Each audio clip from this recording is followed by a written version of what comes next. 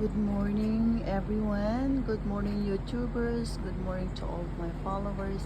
I'll show you how to pollinate the upo.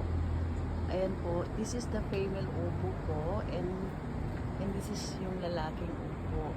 Ngayon, kunin po natin yung flower niya and then ipopollinate natin, itaktak lang po natin dyan sa may dito po ilagay natin yung powder ng lalaki para po magtuloy yung bunga.